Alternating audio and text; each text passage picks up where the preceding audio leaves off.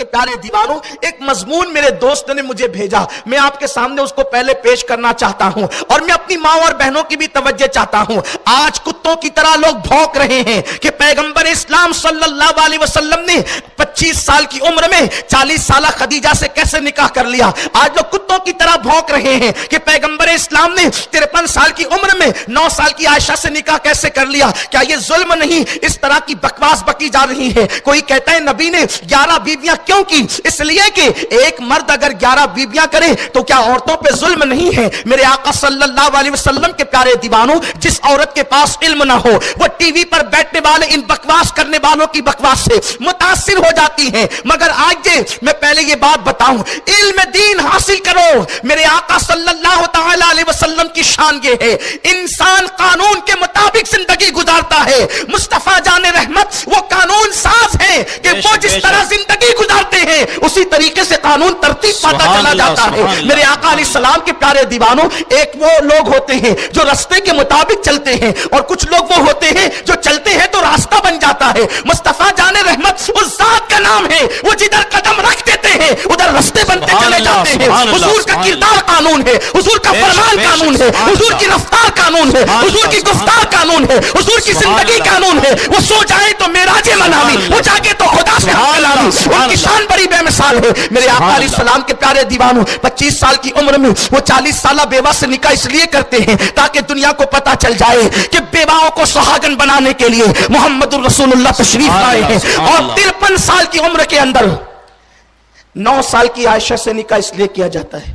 ابھی تو روایت کو درایت پر پرکھنا باقی ہے، لیکن اگر لوگ اسی پر متفق ہیں تو سنیں، 9 سال کی عمر کی عائشہ سے نکاح 53 سال کی عمر میں اس لیے کیا جاتا ہے۔ ایک مرتبہ میری سگی بہن سے کسی خاتون نے ایک پردے کا مسئلہ پوچھا، میری بہن کو مجھے کہنے کی ہمت نہ ہوئی وہ پردے کا مسئلہ کہ اپنے بڑے بھائی سے پوچھ سکے، تو میری بہن نے میری بیوی کو کہا اور میری بیوی کو پھر میں نے پورے مسئلے کی تفصیل سمجھائی۔ آپ سے پوچھنا چاہتا ہوں، مجھ جیسے گرے پڑے اور گنہگار انسان سے جب میری سگی بہن اتنی حیا کرتی ہے تو جو رسول جانے حیا بن کر آیا ہو ان سے لوگ کتنی حیا کرتے ہوں گے اور وہ لوگوں سے کتنی حیا کرتے ہوں گے۔ اللہ کے حبیب صلی اللہ علیہ وسلم نے 9 سال کی عائشہ سے نکاح اس لیے کیا کہ اس سے پہلے جتنی خواتین نکاح میں آئی یا تو کوئی طلاق شدہ تھی یا تو کوئی بیوہ تھی اور بڑی عمر کی عورتیں تھیں۔ بڑی عمر کی عورتیں کبھی کبھی بھول جاتی ہیں اور عورتوں میں بھولنے کا انداز ہوتا ہے، عورتوں میں بھولنے کی طبیعت ہوتی ہے، کیونکہ روٹی انہوں نے پکانا ہے، کپڑے انہوں نے دھلنا ہے، پانی انہوں نے بھرنا ہے، سارے کام انہوں نے کرنے، بچوں کو انہوں نے سنبھالنا ہے، اس لیے عورتیں بھول جاتی ہیں۔ اب آپ مجھے بتائیں، جس رسول کی زندگی کے بارے میں کہا گیا لقد کان لکم فی رسول اللہ اسوۃ حسنہ، تمہارے رسول کی زندگی میں تمہارے لیے بہترین نمونہ ہے، تو کوئی اٹھ کر کے کھڑا ہوتا گھر میں کیسے زندگی گزاروں یہ تو نہ خدیجہ نے بتایا، یا خدیجہ کچھ بھول گئی انہوں نے کچھ بھولا تو سلمہ نے بتایا، سلمہ بھول گئی تو سودا نے بتایا، لیکن یہ ساری چیزیں مجھ تک تو نہیں پہنچ سکی۔ اب بتاؤ میں فلاں چیز پر کیسے عمل کروں؟ میرے پیارے آقا علیہ السلام کے پیارے دیوانوں، اگر نبی کی ایک ہی بیوی ہوتی تو لوگ کہتے پتہ نہیں کتنا یاد رکھا کتنا بھول گیا، اور جو پہلی بیوی تھی وہ تو 4 بچوں کی ماں بنی ہے، بلکہ 6 بچوں کی ماں بنی ہے نکاح کے بعد، تو بچوں کو پالا اور صرف 15 سال تک کے رسول پاک صلی اللہ علیہ وسلم کی نبوت کے اعلان کے بعد صحبت میں رہی۔ اب آپ مجھے بتائیں میرے پیارے آقا صلی اللہ علیہ وسلم کے پیارے دیوانوں، بلکہ 15 سال بھی نہیں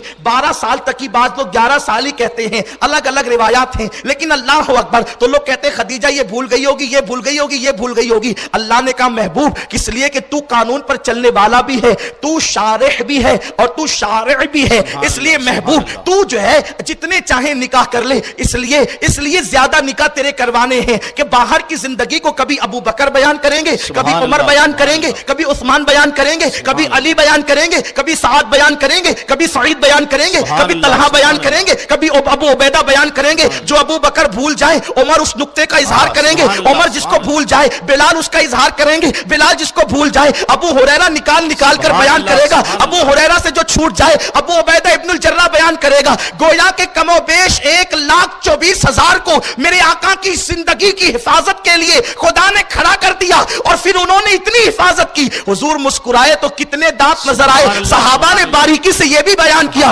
حضور چلے اور اس کے بعد غصے میں آ گئے تو غصے کی حالت میں چہرہ کس طرح سرخ ہوا, صحابہ نے اس کو بھی بیان کیا. صحابہ یوں کہتے ہیں جب حضور غصے میں آتے تو چہرہ گلاب کی طرح کھلنے لگتا. حضور علیہ السلام کے غصے کی کیفیت کو بھی بیان کیا. حضور علیہ السلام کی رگیں جو پھولتی تھی اس کی کیفیت کو بھی بیان کیا. حضور نے کبھی مسکرایا تو دانت نظر نہیں آئے, صحابہ نے اس کو بھی بیان کیا. کبھی داڑھیں نظر آئی, اس کو بھی بیان کیا. حضور نے مذاق فرمایا, صحابہ نے اس کو بھی بیان کیا. حضور کی آنکھوں میں آنسو آئے, صحابہ نے اس کو بھی بیان کیا. گویا کہ ایک ایک ادا 1,00,000 کم و بیش 24,000 صحابہ اس پر تعینات کر دیے گئے اور انہوں نے حفاظت کی. لیکن اللہ اکبر, یہ سب تو باہر کی زندگی بیان کر رہے تھے. اگر ایک ہی خدیجہ ہوتی یا ایک ہی ام سلمہ ہوتی تو بتاؤ حضور کی زندگی گھر کی کیسے باہر آتی. تو کوئی بھول جاتی تو کوئی بتاتی. میرے اللہ نے کہا حبیب 11 نکاح کر, جس کو خدیجہ بھول جائے گی اس کو ام سلمہ بیان کرے گی, جس کو ام سلمہ بھول جائے گی اس کو سودا بیان کرے گی, جس کو سودا بھول جائے گی اس کو جویریہ بیان کرے گی, جس کو جویریہ بھول جائے گی اس کو زینب بنت حجش بیان کرے گی, جس کو زینب بنت حجش بھول جائے گی اس کو زینب بنت جہش بیان کرے گی, جس کو زینب بنت جہش بھول جائے گی اس کو اللہ اکبر ام حبیبہ بیان کرے گی, جس کو ام حبیبہ بھول جائے گی اس کو ماریا بیان کرے گی, اور جس کو سب بھول جائیں گے تو ایک چھوٹی عمر کی بیوی تیرے نکاح میں دیں گے, اس کا ذہن فریش ہوگا, وہ ذہین و فتین ہوگی, اس کو تیرے نکاح میں رکھیں گے کیونکہ بچپن میں ذہن جو ہے بہت فریش ہوتا ہے, دماغ تازہ ہوتا ہے. تو جس کو سب بھول جائیں گے اس کو ام المومنین عائشہ صدیقہ بیان کرے گی. اسی لیے کہا جاتا ہے کہ تقریباً 1/4 دین جو ہے اگر امت تک کسی نے پہنچایا ہے تو وہ تنہا سیدہ عائشہ صدیقہ نے